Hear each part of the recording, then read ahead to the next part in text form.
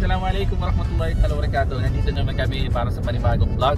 Gagawin namin is bibili kami at saka iinom kami ng camel milk.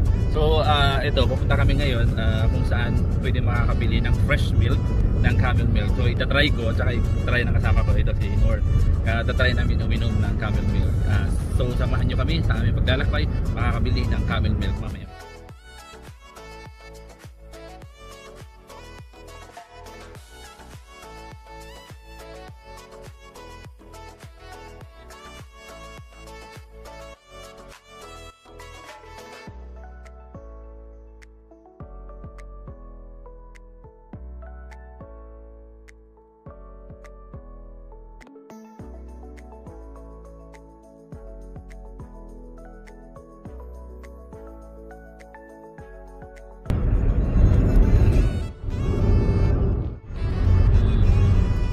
Sa may kalagitnaan ng disyerto. Dito daw actually hinanap namin ito. So dito makikita kung talagang meron bilihan ng gatas ng kamel. Doon sa may bahay-bahay. Hirap ng daanan dito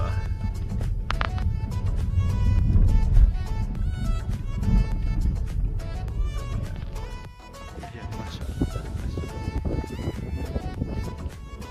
Dito na kami ngayon.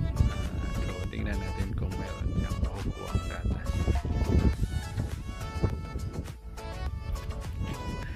Nasa gitna kami ng disyerto.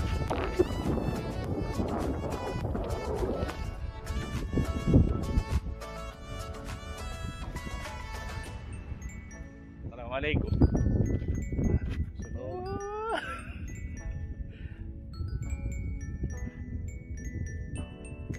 Bakukot-kotonin kita.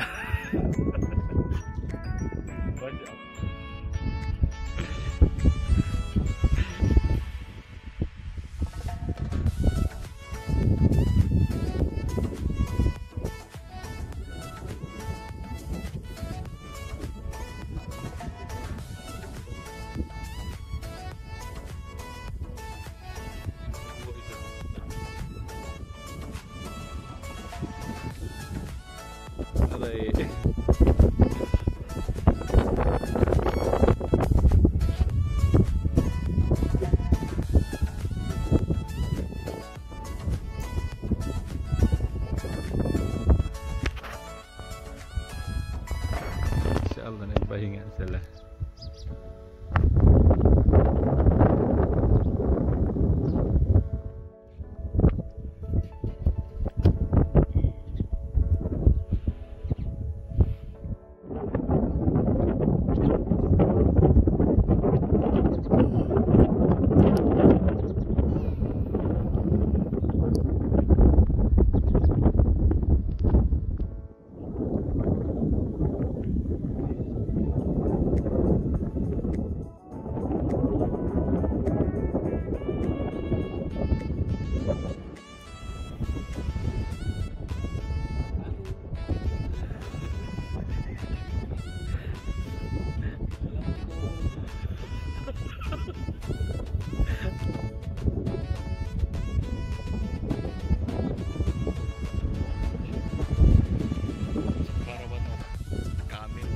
Masyaallah, baraka.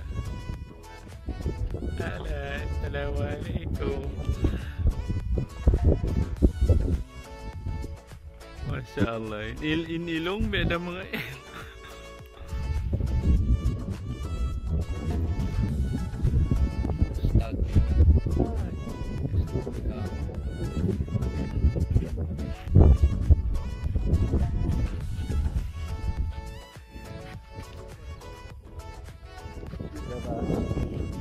Ayan, surrounded na tayo ng ano, ng camel here.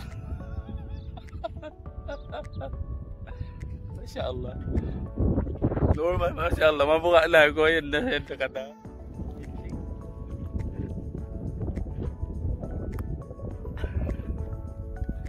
Masyaallah, masyaallah.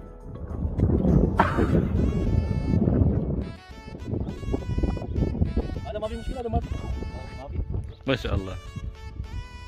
كيف هذا جديد يعني كويس يعني ولا ميته توي هذا شهر ما شاء الله.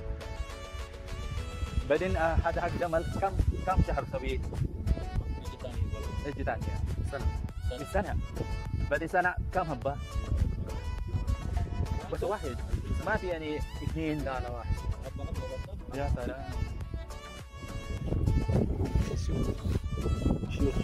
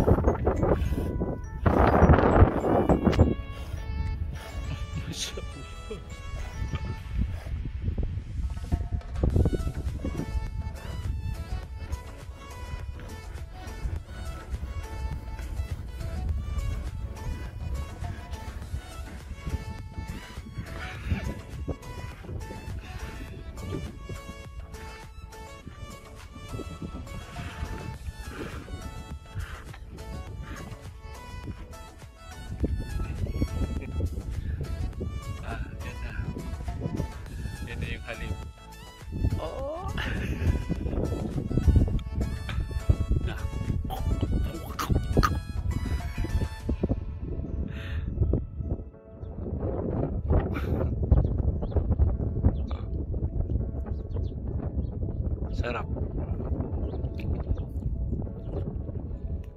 Masyaallah. Sarap ba? Sarap. Sarap. So, ano yung lasa? Yung matapos uminom ng ano, ng camel milk. lasang beer brand. Ayun, yung lasa ng ano ng camel milk, hindi siya malansa. Medyo matamis-tamis ng konti. Alhamdulillah, nandito kami sa gitna ng ano ng disyerto in between ng Jeddah at saka ng Makkah. So bandang way papuntang Shuaibah. So ito yung si ano Abu Hassan. Abu Hassan. Yun. Hindi naman di gusto. Ayan dito lang si Abu Hassan. So maraming kamelyo meron siya dito. So hanggang sa muli natin pagkikita at nakita nyo na kung paano ano yung lasa at kung paano kayo makakabili ng camel milk. Dito lang sa ano sa bandang gitna ng Jeddah o Makkah. So dito sa gitna ng disyerto makakabili tayo. Vlog, at least na success na yung kung paano makakainom ng camel milk. Papunta doon sa loob kasi wala na silang ano, wala nang dati. Makakabili ka lang yung malapit sa daan. Ngayon sa kalagitnaan talaga ng disyerto kailangan pang pupunta ka doon. Pero alhamdulillah, success naman yung pagpasok namin doon. Medyo babado lang kasi baka tumirik yung sasakyan sa gitna ng disyerto. Dalawa pa naman kami, ang hirap na magbuhat. Anyhow, nandito na kami pauwi pabalik. Pero alhamdulillah, naging successful ang aming pagbili ng hanggang sa muli natin pagkikita.